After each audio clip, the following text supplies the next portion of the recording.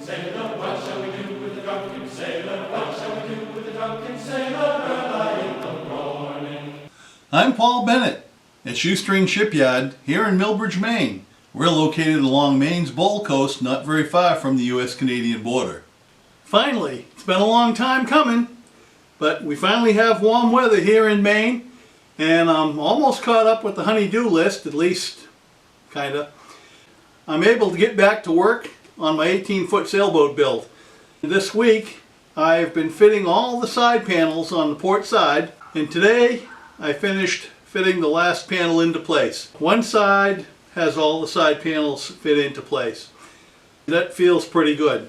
Now all of the templates that I made in order to fit those panels, I can reuse for the other side, so I don't have to make new templates. I'm going to put the templates onto the boat, I'll clamp them up on the other side, and I'll check them because the other side may not be exactly as the other, it should be, but it may not be the same. So I will clamp it up just to check, and if I have to make a little adjustment, I could add little pointers or little notes here and there of where I have to change the shape slightly. But that's about it. So it's going to take me a lot less time to put the side panels on the starboard side. So this video, I'm not going to explain every little detail of what I'm doing. I'm just going to run the video. I'm going to speed up the pace in which the video goes.